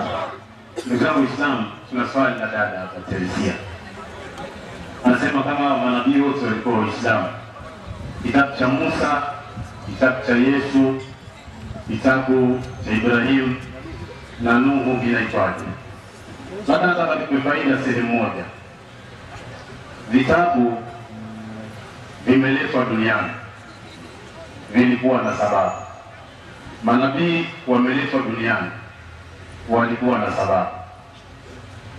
Kwa sababu gani? Katika Uislamu tunaamini vitabu vipo vingi sana, lakini vitabu mahsusi kwa manabii kama mwongozo mkubwa kwa watu ni vinne. Mwenyezi Mungu anasema katika Qur'ani sura ya 3 aya 3. Sasa nikufundishe kwa dakika 5, umakini wako unahitaji sana katika kuelewa ninayozungumza.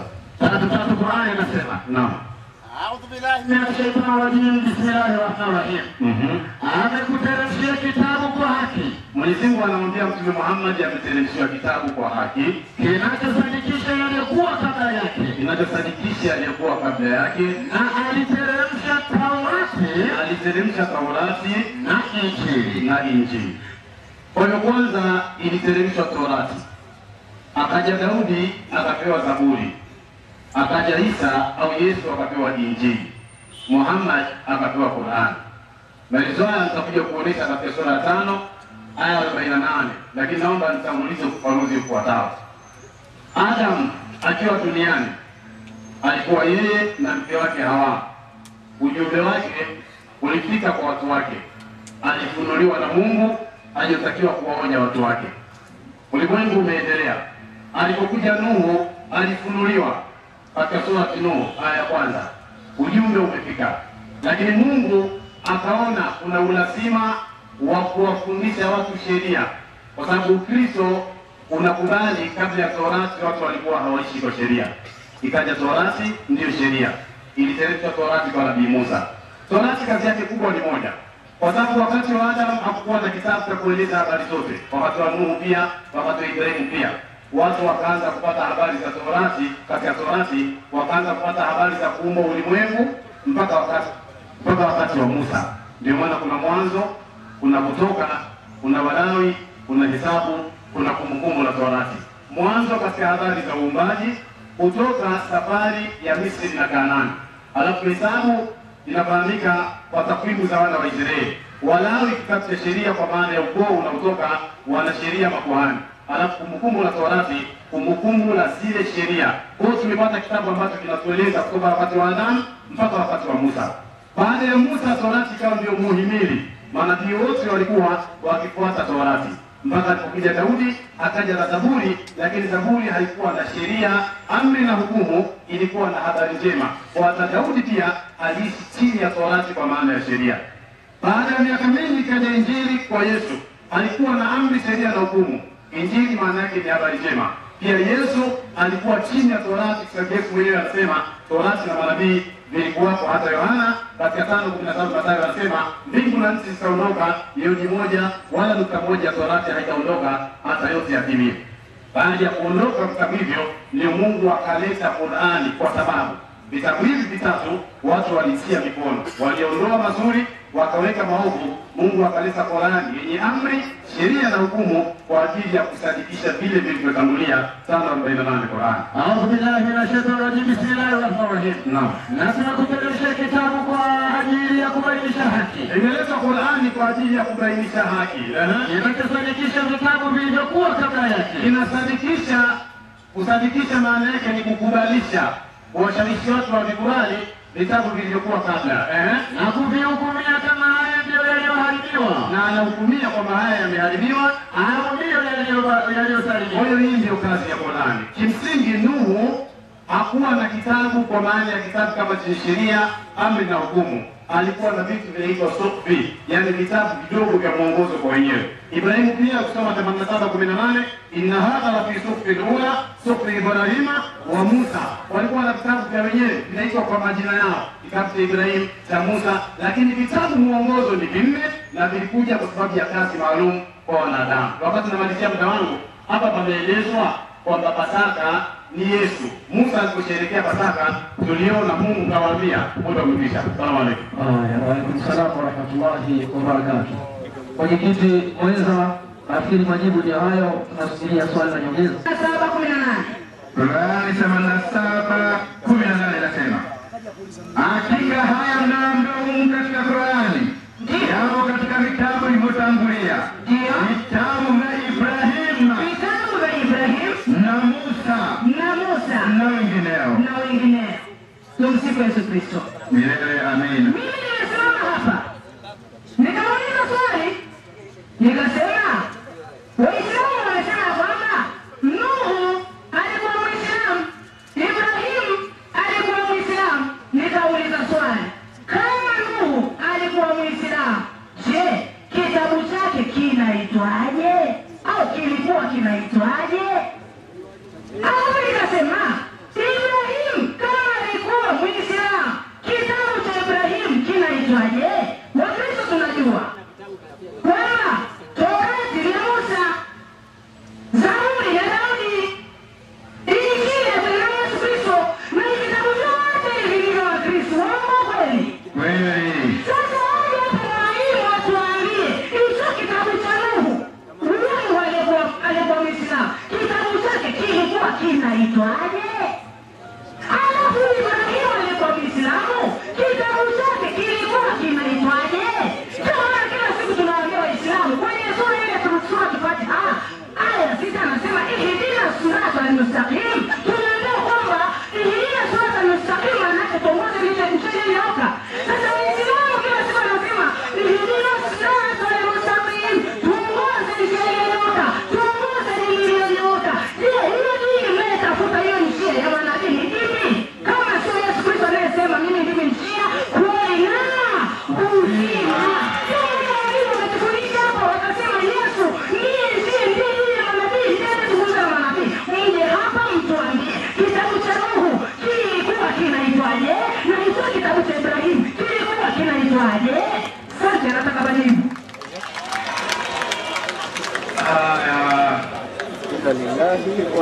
Dada yetu amerudi tena.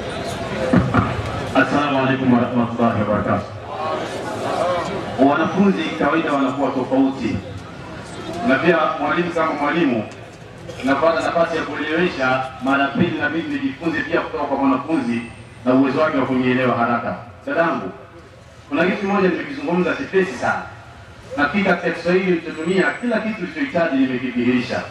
Nilikwambia hawa manabii wengine vitabu vyao havikuwa rasmi kwa ajili ya umma, ulikuwa mwongozo wao kwa ajili ya wafuasi wao, kikiitwa kwa majina yao. Kama ungenielewa usingepata tabu. Lakini uzuri wa bahati, pamoja haukutaka kudhihirisha kuwa unaelewa, matamko yalikuja kudhihirisha kuelewa kwako katika kile nilichokizungumza. Ukarudia 87:18. Mwenyezi Mungu anasema haya mnayoambiwa katika Qur'ani yamo katika vitabu vya manabii waliotangulia, vitabu vya Ibrahim na Musa na wengineo. Akili yako na akili zangu zinakubali. Ibrahim tunamjua, Musa tunamjua, wengineo kina nani? Ndio hao ambao hakuwa na ulazima wa kutaja majina yao, lakini katika wengineo na manabii kuna Nuhu, kuna nani na namna uko tunahitaji. Kwa hivyo unaposikia vitabu vya manabii nilikwambia vinaitwa kwa majina yao, mimi nafungamanishwa na maelezo ya vitabu. Hebu nisomee 13:21 Nyakati ya Pili. 13:21 Nyakati ya Pili nasema, alafu uje wewe usaidie katika hili. Ila Abia akapata nguvu. Abia akapata nguvu. Akaoa wake 14. Akaoa wake 14. Akazaa wana 22. Akazaa wana 22. Na binti 16. Na binti 16. Na mambo ya Abia yaliyosalia. Mambo yote ya Abia yaliyosalia. Na njia zake. Na njia zake Abia. Na maneno yake. Na maneno yake Abia. Yameandikwa katika kitabu cha maelezo ya nabii Ido. Rudia tena. Soma. Soma. 22 nasema. Na mambo ya Abia yaliyosalia. Ndio. Na njia zake. Na maneno yake. Yameandikwa katika kitabu cha maelezo ya nabii Ido. Unaona kuna kitabu kinaitwa kitabu cha nabii Ido. Ukisikia kitabu cha nabii Ido, wewe usitende ukauliza hapa kitabu cha nabii Ido kinaitwaje?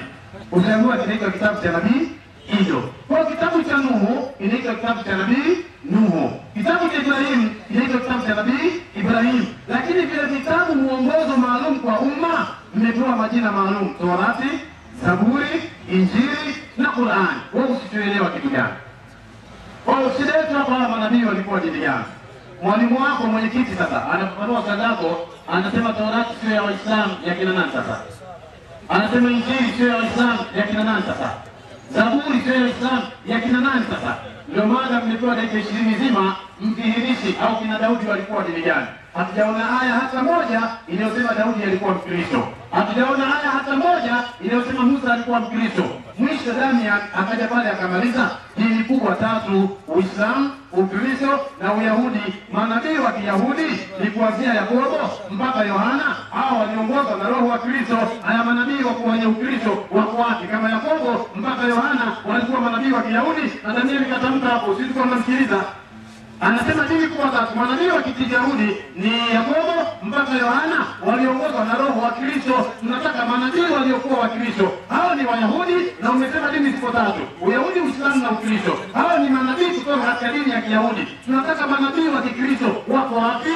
Hauwezi kupata, kwa sababu Wakristo wote duniani wanaamini Ukristo ameuanzisha Yesu, na wanaitwa Wakristo kwa sababu ni wafuasi wa Kristo. Wamesema pale. Sasa kama Ukristo ameuanzisha Yesu, maana yake Ukristo ulikuwepo baada ya Yesu kuwepo. Kabla ya Yesu kuwepo hakuwepo wa kuanzisha Ukristo. Musa aliishi miaka mingi kabla ya Yesu. Utamtia vipi katika Ukristo? Utamtafutia nafasi gani mpaka Musa uje umtangaze Ukristo? Kwa hiyo kimsingi manabii walikuwa hivyo. Na katika swala la Pasaka tunalizungumza, tumeona katika Torati Musa na wana wa Israeli waliambiwa washerehekee Pasaka. Wewe unapokuja kusema Pasaka ndio kondoo wako, ndio Yesu, basi uje na andiko. Yesu anasema kwamba subirini, mimi nitakufa, nikishauawa pale msalabani, basi mtakula mwili wangu, mtakunywa damu yangu, hiyo ndio Pasaka yenu. Acheni ili akina Musa. Lakini maneno yako tu mdomoni, ndugu yangu, hivi wewe na Biblia nani mwenye maarifa zaidi? Kwa tunataka hapo ushahidi, ndio maana tunazungumza ushahidi. Kwa tunachosema kwamba juu ya manabii hakuna nabii hata mmoja anayetoka nje ya Uislamu. Manabii wote walikuwa Waislamu. Mada yetu sisi leo tunashukuru sana, Shafi ametumia dakika 20 zinaonyesha ushindi wa ajabu. Hakumgusa Mkristo, hakumgusa mtu yoyote. Alitoa aya katika Qur'ani tu zikitaja Musa Muislamu, Daudi Muislamu, nani Muislamu. Na huo ndio ushindi wa leo. Asalamu alaykum. Salaam wa rahmatullahi wa barakatuh. Nashukuru mwalimu kwa kuweza kujibu swali kwa ufasaha kabisa na pamoja. Waislamu tabibi. Unajua mwenyekiti, unajua wamefurahia mkutano wetu sisi ni wa amani. Yaani ni kwenda na furaha tu. Tatizo lako unajua. Anatumia dakika. Asante sana. Nyinyi mna mafuta mengi Waislamu, hela mnazo, sisi hatuna. Haya. Wapenda tumsifu Yesu Kristo.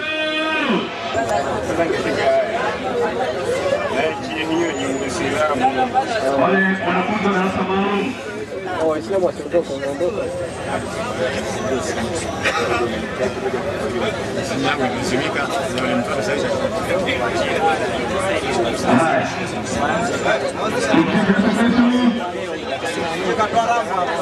Ndugu zangu, ni kipindi kingine cha neema ya kipekee. Kama wengine wanaanza kuondoka, ni kitu kwanza, unajua tupo katika hali ya mkutano wetu na kudhihirisha kwamba sisi ni watu wa amani na vile vile ni watu ambao tunajali sana swala zima la ustaarabu. Kimsingi ni kwamba tupo katika uwanja wa kwenu, ambao sheria ni uwanja wa kwenu, lakini nataka kujaribu kudhihirisha kwa yule ambaye alikuwa anafikiria mabaya juu ya mkutano huu. Tusimpe neno la kusema kwamba ikiwa pahala yapokuwa walifanya mkutano wao, lakini wakaja wakafanya mpaka kiza kimeingia. Hebu tutengeneze mazingira katika siku ya leo. Mithali ilikuwa mwisho saa 12. Sasa hivi tuko katika saa 12 takriban na dakika 10. Tufanye kwamba kwa leo, kwa sababu tulichelewa kuanza, tuchukulie kwamba mkutano wetu katika siku ya leo tuwasilishe, ili kesho Mwenyezi Mungu akijalia, na imani inshallah mvua haitakuwepo inshallah, kwa Mungu Mwenyezi Mungu aweze kujalia hivyo, tuanze mkutano wetu saa 9 kamili mpaka saa 12. Kikubwa ni kuweza kuchagua mada kutoka upande wa kwenu, na kama kuna aina nyingine ya fikra basi pia rekebisha katika upande wenu. Lakini mimi fikra yangu ni kwamba kwa kuwa sasa ni saa 12, usiwatafutie sababu wakapata la kusema. Hiyo imetosha katika siku ya leo. Asante mwenyekiti kwa hekima yako. Afi kila mmoja amesikia, na hao waliofika leo wanakwenda peleka ujumbe kwa wengine. Kwa maana nyingine, kama alivyosema mwenyekiti kwamba tunaendelea na tuna nafasi moja nzuri tu kwamba tunaweza tukaendelea baki hapa sasa tena hata mpaka mwisho wa mwezi, tutakuwepo hapa kama ikiwezekana. Naona bwana. Kwa hiyo kama alivyokuwa anazungumza mwenyekiti mwenza pale, pia huku kuna DVD inayoonyesha huwa Kristo tunaichagua majini yale majini ni gani, yanasali wapi, kanisani, msikitini? Hiyo ndio mada ya kesho. Mwenyekiti mwenza, fanya dua baba. Kwanza nashukuru sana, na hiyo mada ndio tulikuwa tunaisubiria sana. Nidhani umeweza kuizungumza, kuitaja, basi hiyo mada kidogo. Naomba kila Muislamu hakikishe kwamba kesho Mungu akijalia saa 9 kamili anakuwepo hapa katika uwanja huu, na anakuja na mtu mmoja au wawili ambao katika siku ya leo hawajakuwa wenye kufika katika viwanja hivi. Pia na katika ombi hilo naomba na Wakristo pia tujaze uwanja, hata mwalimu anapotoa vitu vya nguvu kabisa watu tupate kufaida na faida iweze kupatikana. Alafu mwalimu kwa kusema na Uislamu tunachinja kijana, hayo mambo mimi siyataki. Uislamu tunachinja kuku na mbuzi. Kwa mpango wa kuchinja watu huwa na uongo. Inshallah. Naomba moja kwa moja Ustadh Zuberi ututumie bwana wetu kwa sababu ya dua. Wao kaanza kuchinja watu hapa, ndio onekana wachinja. Haya. Naam. Yesu mwenyewe kachini wetu watukuchini kwa ni ajabu.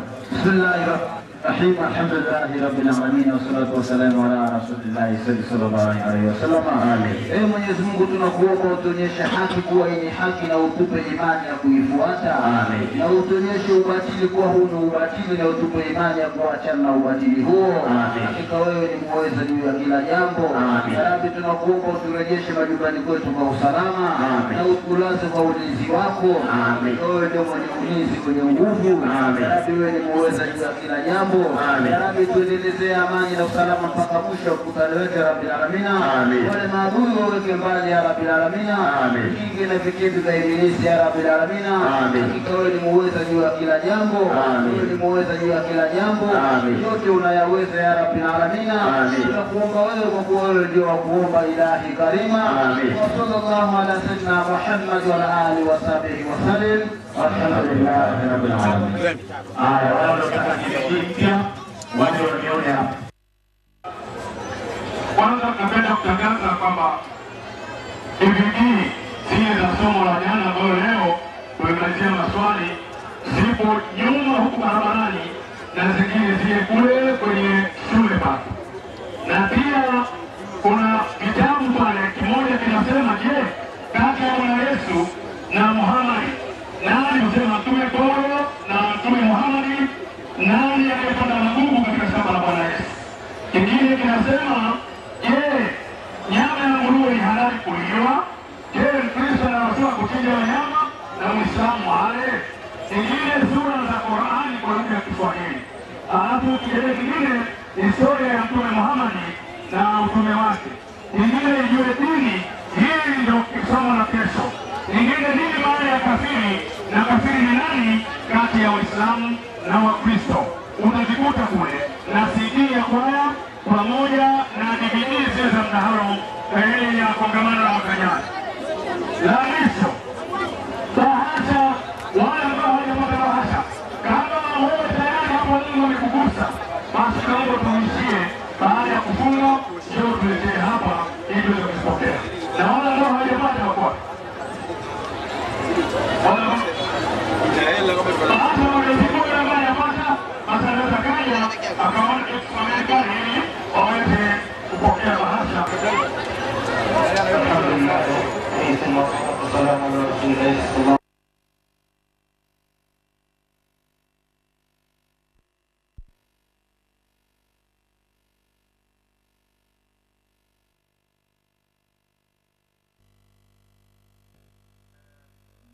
نعبد وإياك نستعين. اللهم